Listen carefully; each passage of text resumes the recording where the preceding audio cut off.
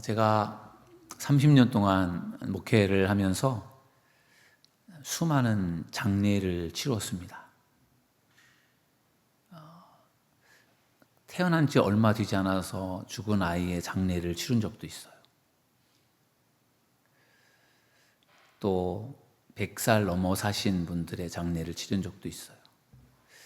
정말 아이의 장례식, 젊은 사람들, 학생들, 그 다음에 청장년, 어른들에 이르기까지 다양한 분들의 장례를 치루었어요. 정말 죽는다라고 하는 것이 너무나 슬픈 일이고 고통스러운 일이잖아요. 또 목사인 저조차도 저희 아버지도 돌아가셨고 저희 어머니도 돌아가셔서 저도 역시 저희 부모님의 장례를 다 치루었는데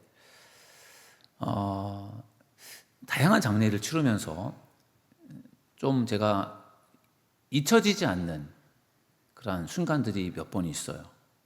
그 중에 하나가 교회를 등록해서 다닌 지 얼마 안 된 젊은 자매였는데 교통사고로 그냥 세상을 떠났어요. 근데 그분의 나이가 29살이었어요. 29살이었는데 새댁이었고 한 살 정도 된 아기를 업고 사고가 났는데 그 아이는 살았고 엄마는 죽었어요. 그래서 저도 교회 등록한 지 얼마 안 되시고 되게 신앙생활을 열심히 하는 그러한 젊은 자매였기 때문에 저도 믿어지지가 않는 거예요. 그래서 이제 돌아가셨다라고 하는 소식을 이제 남편을 통해 듣고 이제 병원에 가서 이제 이렇게 예배를 드리려고 하는데 그 친정 어머니가 한 그때 딸이 29살이니까 한 60 정도 된 것 같아요. 젊은 친정 엄마가 얼마나 슬프게 우는지 보통 울다가 멈추시는데 이 어머님은 울음을 멈추지를 않으세요. 얼마나 슬퍼하는지. 그러니 29살 먹은 딸이 하루아침에 세상을 떠났으니까 이게 감당이 안 되는 거죠. 그래서 얼마나 소리를 지르면서 우시는지 목사가 또 조문을 갔는데 예배를 드려야 되잖아. 예배를 드리기가 너무 힘들 정도로 그렇게 큰 소리로 어머니가 우셨어요. 그때가 잊어지지가 않아요. 그 어머니가 교회를 안 다니시는 분이었어요. 제가 이제 교회에서 목사라고 이제 와서 조문을 하고 예배를 드리는데 그 어머니가 계속 우시는데 저한테 그러셨어요. 목사님, 하나님이 계시다면 어떻게 우리 딸을 이렇게 갑자기 데려갈 수가 있어요? 우리 딸이 뭘 잘못했다고 이렇게 젊은 나이에 우리 딸을 왜 데려가냐고. 우리 딸 살려내라고 우리 딸 너무 불쌍한데 너무 살려내라고 난리가 나셔서 저도 그때 젊은 나이에 저도 어떻게 할 수가 없더라고요. 그 예배를 안 드릴 수도 없고 예배를 드리긴 드렸는데 처음부터 끝까지 그 어머니가 울면서 계속 울으셨고 저는 그냥 예배를 했던 기억이 납니다. 거의 제가 볼 때는 20년도 더 된 이야기인데요. 저도 정말 왜 이렇게 갑자기 세상을 떠나야 될까? 그 자매 장례를 치르면서 너무 안타깝고 슬펐습니다. 그 어머님은 장례를 하는 동안 내내 계속 우셨어요.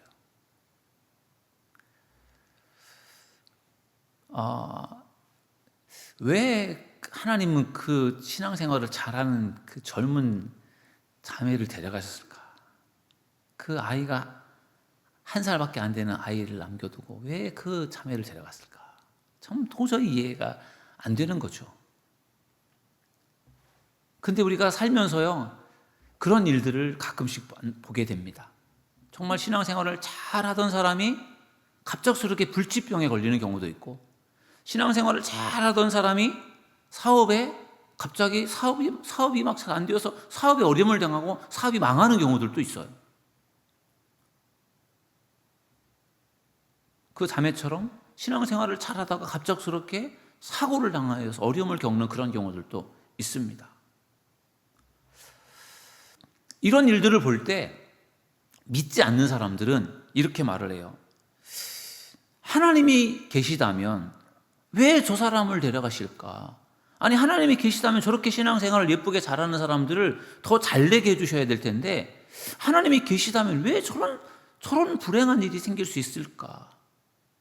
그런 이야기를 하죠. 믿지 않는 사람들의 입장에서. 하나님이 계시면 믿는 사람에게 왜 저런 불행한 일이 일어나는 겁니까? 또 믿는 사람들의 입장에서도 하나님을 열심히 믿는데 왜 저 사람에게는 고난이 오는 것입니까? 믿는 사람조차도 사실은 그러한 어려움을 당하는 믿는 사람들을 보면은 그게 좀 잘 이해가 안 돼요. 왜 하나님은 저렇게 열심히 믿음 생활하는데 저 사람에게 문제가 해결되게 하고 병이 안 걸리게 하고 건강하게 잘 살게 해주시고 사업도 잘 되게 해주시고 그렇게 뭐 사고로부터도 지켜주시고 그래야만 좋은데, 그런데 왜 믿는 사람들에게 안 좋은 일이 생기는 겁니까? 그걸 어떻게 이해를 해야 되고 어떻게 설명을 해야 될까요? 이 세상의 논리와 이 세상의 이야기로는 절대로 그것을 설명할 수 없어요. 이해시킬 수가 없어요.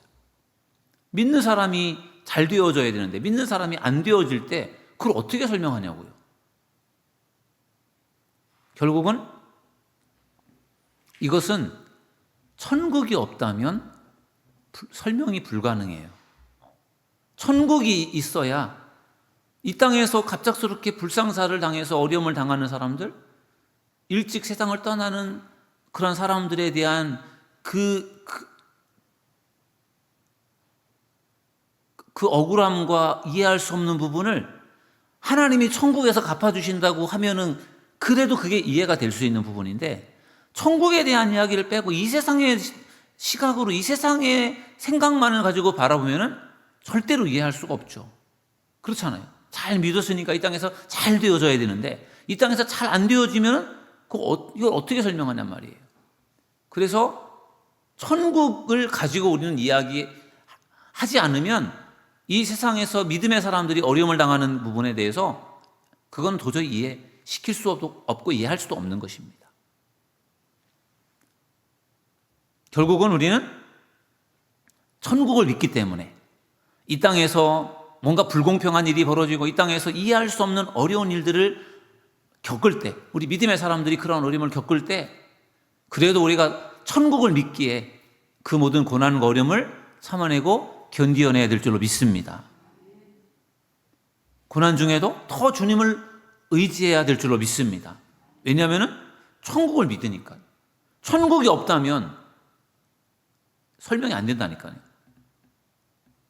천국이 없다면 이 땅에서 열심히 믿음 생활하다가 어려움을 당하는 사람들이 어디다가 하소연을 하겠어요? 내가 이렇게 열심히 신앙생활하고 이렇게 열심히 하나님을 헌신했는데 왜 내가 이렇게 어려움을 당해야 됩니까? 천국이 없다면 설명할 수가 없잖아요. 근데 천국이 있단 말이에요. 천국이. 그러니까 이 땅에서 열심히 신앙생활하다가 어려움을 당해도 우리는 천국의 소망을 가지고 우리는 참아내고 견디어낼 수가 있게 될 줄로 믿습니다. 그래서 천국에 대한 신앙을 갖고 사는 것이 굉장히 중요합니다. 이 땅에서 우리가 믿음 생활하다가 병에 걸려서 일찍 죽는다고 할지라도, 이 땅에서 신앙생활하다가 사고를 당해서 일찍 죽는다고 할지라도 하나님께서 천국에서 영원히 살 수 있도록 하나님께서 우리를 품어주시고 우리에게 은혜를 주신다면 우리는 이 땅에서 당하는 고난과 어려운 일들, 이해할 수 없는 일들을 우리가 이해할 수 있고 참아내고 견뎌낼 수 있게 될 줄로 믿습니다. 그래서 우리가 천국에 대한 믿음을 갖고 살아가는 것이 굉장히 중요합니다. 여러분, 고난이라고 하는 것이 무조건 다 나쁜 것은 아닙니다. 고난이 우리에게 주는 유익도 분명히 있어요. 고통스럽고 괴롭고 힘들지만 그러나 그 고난이라는 것이 분명히 우리에게 유익이 있어요. 시편 119편 71절에 고난 당하는 것이 내게 유익이라. 내가 고난 중에 주의 율례를 배우게 되었나이다. 아멘. 시편 119편 유명한 말씀이잖아요. 이 시편 119편의 기자가 고백하기를 고난 당하는 게 유익이래요.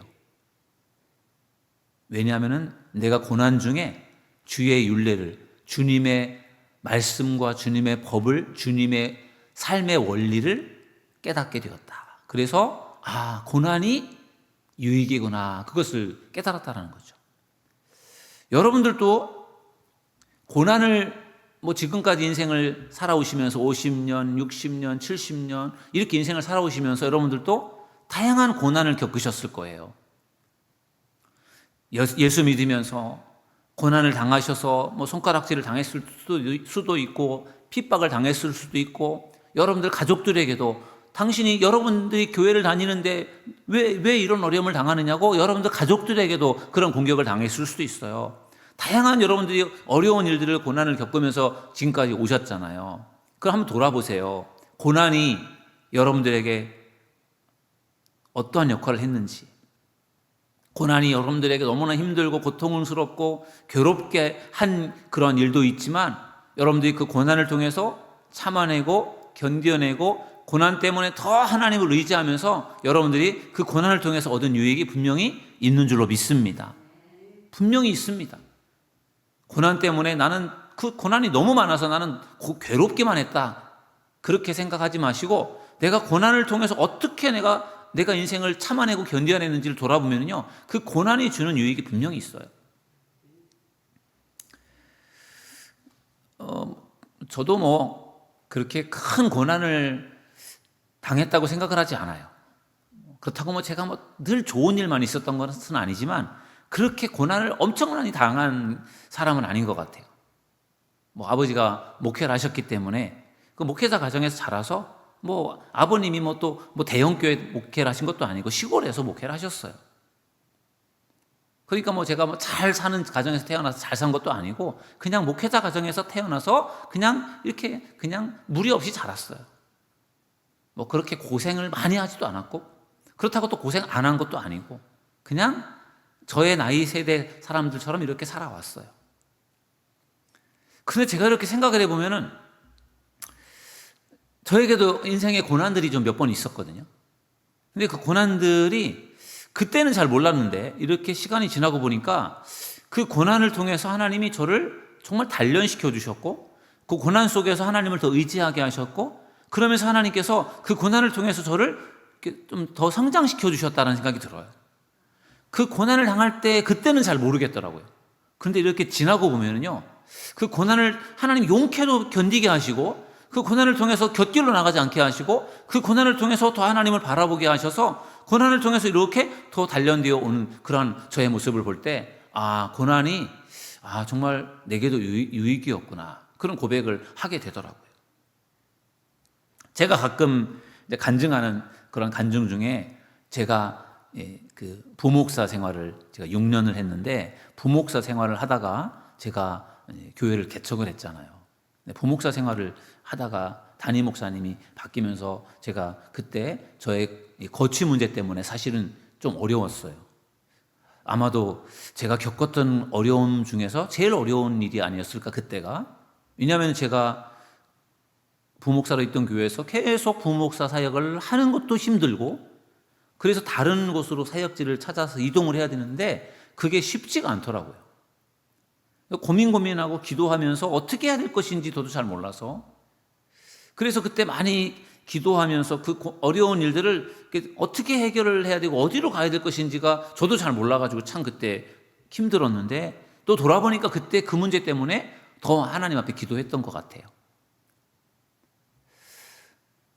부목사로 있었던 교회 담임 목사님이 바뀌었으니까 제가 계속 부목사로 있는 그것도 서로에게 불편한 일이고, 떠나야 되는데 그냥 무작정 교회를 떠날 수는 없으니까 제가 다른 사역지로 가야 되잖아요. 그러니까 부목사로 다른 교회를 가든지, 아니면 다른 교회 담임 목사님으로 청빙을 받아 가든지, 그렇게 하고 싶었는데 그게 제 생각대로 잘 안 되더라고요. 그래서 그게 잘 안 되는 상태로 시간이 이렇게 자꾸 흘러간 거죠. 흘러갔어요. 너무 힘들고 어려운 시간들, 하루하루가 너무 괴롭고 고통스러웠고.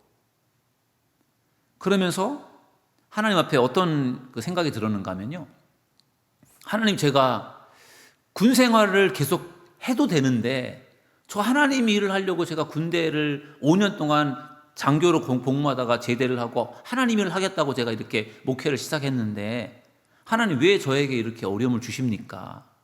아니 제가 그동안에 그래도 열심히 목회를 한다고 최선을 다해서 목회를 하고 있는데 왜 하나님 저에게 이런 고난을 주십니까? 왜 제 기도를 안 들어주시고 왜 저의 길을 안 열어주십니까? 그런 기도가 계속 되더라고요. 너무 힘드니까. 아니 뭐 어떻게든지 길이 뭔가 이렇게 열려져야 되고 제 문제가 해결이 되어져야 되는데 저 혼자도 아니고 가족도 있고 아이들도 어린데 제가 어떻게든지 사역의 길을 가야 되는데 그게 안 풀리는 거예요. 10개월이 지나도록 금방 해결될 줄 알았는데 그게 10개월이라는 시간이 걸렸거든요. 그래도 해결이 안 되니까 이게 얼마나 힘들고 어려웠는지 몰라요. 그러면서 그때 저도 하나님 왜 제가 열심히 하나님 앞에 충성을 다하고 헌신을 하는데 왜 이런 어려움이 오는 거죠? 왜 제 문제가 왜 해결이 안 되죠? 그렇게 하나님 앞에 기도를 했죠. 계속 있을 수도 없고 그렇다고 담임 목사로 청빙되지도 그런 거 되는 것도 쉽지가 않고 부목사로 또 다른 교회 가는 것도 그것도 생각처럼 잘 안 되더라고요. 그러니까 이것도 저것도 다 아닌 상태에서 어려움을 겪다가 결국은 그때 교회가 개척이 된 거예요. 사도들 교회가. 정말 뭐가 어떻게 되는지 모르고 교회를 이제 개척을 한 거예요. 그런데 시간이 흘러 지나고 보니까 그때 그 고난의 상황 속에서 기도하고 그리고 견디고 버텼던 그런 시간들을 통해서 하나님이 생각지도 못했던 길을 열어주셨구나 그런 것을 깨닫게 되더라고요. 그러니까 제 생각은 담임 목사로 청빙받아가는 것을 생각한 거예요. 다른 교회에. 부목사 생활을 6년이나 했으니까 이제 그때만 해도 부목사 생활한 다음에 담임 목회를 나갈 수 있는 그런 길들이 좀 있었으니까 또 제가 성실하게 열심히 목회했으니까 당연히 그 길이 열릴 줄 알았죠. 근데 그게 아니었던 거예요. 부목사로 다른 교회로 가는 그것도 안 되는 거예요. 그럼 뭘 어떻게 하라는 건지 몰랐는데 그게 생각지도 못했던 이제 교회 개척의 문제였던 것이죠. 그래서 시간이 지나고 나서 보니까 하나님이 개척에 대한 그런 길을 하나님께서 준비하셨고 그래서 그 힘들고 어려운 시간 동안에 하나님이 기도하게 하시고 견디고 버티게 하셨구나 그런 생각이 나중에 알게 되었죠. 그래서 그때 겪었던 고난이 그냥 단지 고난이 아니라 그 고난을 통해서 하나님이 더 하나님을 찾고 의지하게 만들었구나 그런 생각이 들더라고요. 그래서 고난이 유익이구나. 고난이 유익이구나. 그런 생각을 하게 되었습니다. 오늘 이 본문은 요셉의 이야기입니다. 요셉, 여러분 우리가 너무나 잘 아는 요셉 이야기. 요셉은 아버지에게 가장 큰 사랑을 받았던 아들이잖아요. 12명의 아들 중에 11번째지만 야곱이 사랑하는 라헬이 낳았기 때문에 이 야곱은 누구보다도 요셉을 사랑했어요. 그러다 보니까 형들이 10명이나 되는데 형들이 요셉을 다 이제 미워했잖아요. 그리고 요셉을 미워해서 결국은 돈을 받고 아라비아 상인들에게 팔아가지고 요셉이 애굽의 종으로 노예로 팔려갔지 않습니까? 그리고 보디발 장군의 집에서 일을 하고 또 누명을 쓰고 감옥에 갇히고 그런 시간들이 요셉이 17살 때 종으로 팔려가서 30살에 애굽의 총리가 될 때까지 13년이라는 시간 동안에 고통의 시간을 보낸 거예요. 그리고 감옥에서도 오랜 시간을 보냈습니다. 그러니까 요셉이 얼마나 억울하고 얼마나 힘들고 어려웠겠어요. 하나님 앞에 하나님 제가 왜 이렇게 종으로 팔려와서 이런 어려움을 당해야 됩니까? 제가 뭘 잘못했다고요? 아니 저 보디발 장군의 아내에게 아무 짓도 한 적이 없는데 내가 왜 누명을 쓰고 여기 감옥에 갇혀 있어야 됩니까? 하소연하고 싶고 따지고 싶고 보디발에게 가서도 나 결백하다고 막 이렇게 따질 수 있을 텐데도 불구하고 요셉이 그렇게 성경에 그렇게 나와 있지가 않아요. 그냥 자기에게 주어지는 상황 속에서 그는 참고 견디며 갑니다.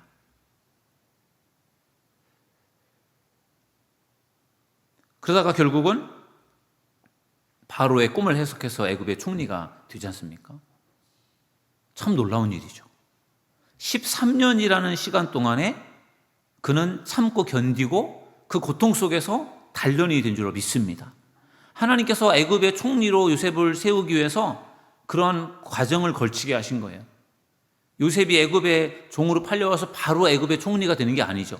애굽의 총리가 된다고 할 수 있을까요? 애굽의 총리가 그냥 쉬운 자리도 아닐 텐데 그 자리에 올라가서 그 총리로서의 역할을, 2인자로서의 역할을 할 수 있는 역량을 갖추고 그만큼의 뭔가 능력을 갖추어야지 가능한 것이지. 그리고 나이가 그래도 30살은 되어져야 그리고 뭔가를 할 수 있는 나이잖아요. 그 당시로서는 제사장도 30살이 되어야 가능했기 때문에, 그러니까 그 정도의 나이가 차도록 훈련이 되고 그 다음에 성장이 된 거예요. 요셉이 그렇게 할 수 있었던 중요한 이유는 그는 하나님을 믿고 신뢰한 줄로 믿습니다.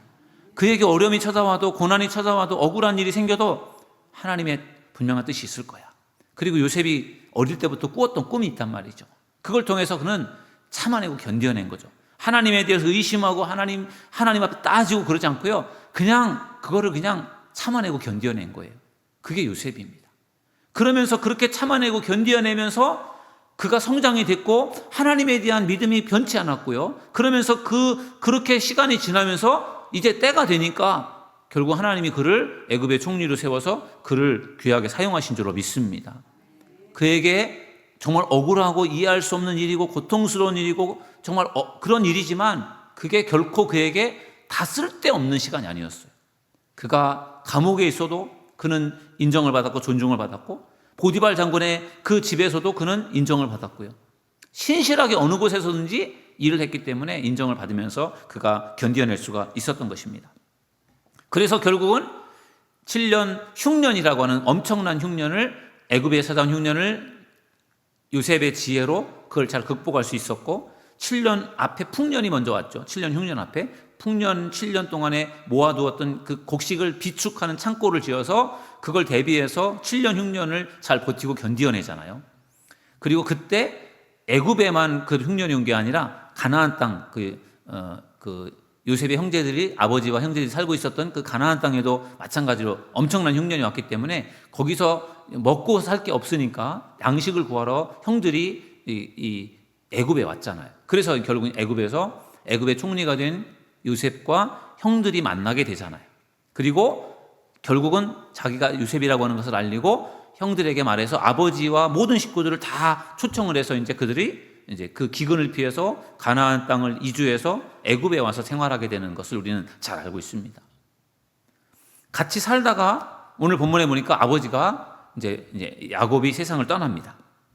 그러니까 야곱이 있을 동안에는, 아버지가 살아있는 동안에는 형들이, 야곱의 아들들이 그래도 아버지를 믿고, 요셉이 무섭긴 했지만 아버지를 믿고 요셉이 우리에게 뭔가 잘 해줄 거라는 생각을 했는데, 아버지가 돌아가시고 나니까 형들이 겁이 난 거예요. 큰일 났다. 우리가 요셉을 미워해서 돈을 받고 팔아서 종으로 팔았는데 이제는 우리가 뭔가 아버지가 안 계시니까 요셉이 우리를 가만두지 않겠다. 그게 두려운 마음이 생긴 겁니다. 그래서 형들이 이제 아버지를 팔아서, 아버지가 살아생전에 내가 비록 죽더라도 요셉, 너는 형들을 용서하고 이렇게 잘 지내라, 이렇게 아버지가 얘기를 했다라고 하는 이야기를 하면서 형들이 요셉에게 이렇게 말을 하죠.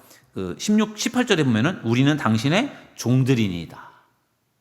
우리는 당신의 종입니다. 형들인데도 불구하고 요셉이 애굽의 총리이기 때문에 그렇게 이야기를 합니다. 그러면서 자기들의 잘못을 인정하고 자기들을 좀 잘 봐달라고, 형들의 입장에서는 자기들이 지은 죄가 있으니까 그렇게 이야기를 하는데, 그런 것에 대해서 요셉이 뭐라고 말을 하죠? 20절에 보면요, 요셉이 이렇게 말을 합니다. 당신들은 나를 해하려 하였으나 하나님은 그것을 선으로 바꾸사. 당신들은 나를 죽이려고 했는데 하나님께서 그것을 선으로 바꾸셨다. 이렇게 요셉이 이해를 하는 거예요. 요셉은 고난이 왔어도 그것을 통해서 하나님이 뭔가 이 고난을 그냥 단순히 고난을 주신 것이 아니라 이것을 통해서 하나님께서 뭔가 하나님이 유익한 일을 행하실 것이다. 그런 믿음이 있었던 것입니다. 하나님께서 이것을 선으로 바꾸시는 분이심을 믿었고, 그렇기 때문에 형들이 그렇게 했지만, 그러나 거기에는 형들이 한 게 아니라 하나님이 그렇게 하신 겁니다. 그런 믿음을 갖고 있었던 거예요. 그래서 형들이 자기들이 잘못했다고 하는데 요셉은 그게 아니라 하나님께서 그렇게 하신 겁니다. 그러면서 하나님의 섭리가 있었다라고 하는 것으로 그렇게 요셉은 받아들이고 있었던 것이죠. 그러면서 형들을 용서하는 것입니다. 여러분, 이러한 요셉의 신앙을 우리가 본받을 수 있기를 주님의 이름으로 축원합니다. 여러분, 우리에게 인생에 고난이 찾아왔을 때 그 고난에 두 가지 반응을 사람들이 보입니다.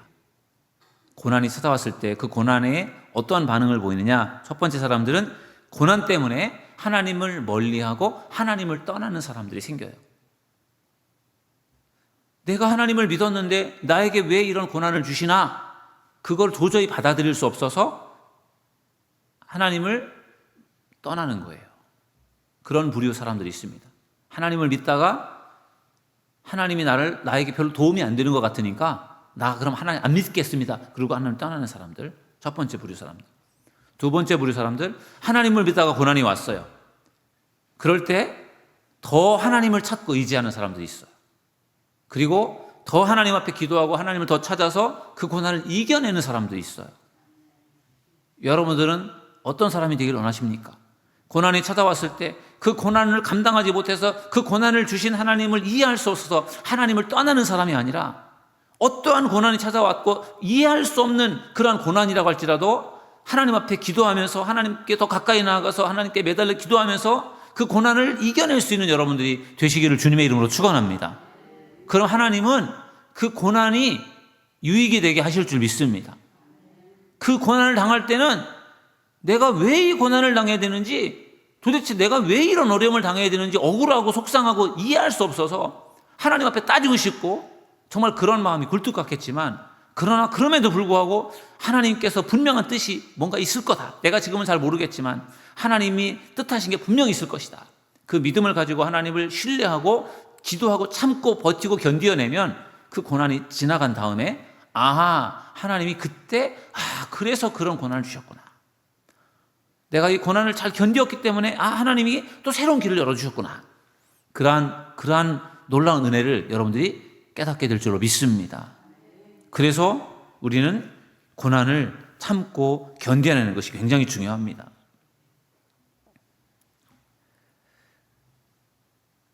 예수님의 고난이 있었기에 우리가 죄의 용서함을 받을 수 있었잖아요. 예수님의 고난이 없었으면, 예수님께서 십자가에 달려 죽으시지 않았으면 우리가 어떻게 죄 용서함을 받을 수 있겠어요? 예수님이 참아내고 견뎌내셨기 때문에 그 은혜로 우리가 구원함을 받은 것처럼 고난에는 분명한 뜻이 있어요. 이 세상에서 우리는 고난이 없이 늘 좋은 일만 누리고 살아갈 수 없고, 그리고 설령 고난이 왔다고 할지라도 그것을 무조건 나쁘게만 보지 말고 분명히 하나님의 뜻이 있을 거다 생각하시고 믿음으로 하나님을 신뢰하시고 참아내고 견뎌내시는 여러분들이 되시기를 주님의 이름으로 축원합니다. 그러면 반드시 하나님께서 그 고난을 선으로 바꾸실 것이고, 고난을 통해서 여러분들을 단련시켜 주실 것이고, 고난을 통해서 여러분들을 성장시키실 것이고, 고난을 나중에 가서 깨닫게 하실 줄로 믿습니다. 요셉이 고난을 참아내지 못했으면, 내가 너무 억울하고 내가 너무 정말 속상하고 너무 힘들고 어려워서 도저히 내가 참아낼 수 없다고 생각하고 요셉이 그 고난을 포기하고, 그리고 요셉이 그 고난을 감당하지 못했다면 어떻게 되었을까요? 요셉은 애굽의 총리가 절대로 되지 못했을 거예요. 참아내고 버텨냈기 때문에 그가 총리가 되어 쓰임을 받은 것입니다. 그래서 우리에게 고난이 찾아올 때 우리가 하나님을 신뢰하는 게 매우 중요해요. 흔들리지 마시고 하나님의 뜻이 있을 거다, 그 믿음을 가지고 참아내고 견뎌내시고, 힘들 때 더 하나님 앞에 기도하면서 힘을 달라고, 버틸 수 있는 힘을 달라고 그렇게 기도하시면서 잘 참아내고 견뎌내셔서 고난을 통해서 더 하나님을 깊이 알아가시고, 고난을 통해서 더 단련되시고, 고난을 통해서 더욱더 하나님의 큰 뜻을 이루어 드릴 수 있는 저와 여러분 모두가 되기를 주님의 이름으로 축원합니다.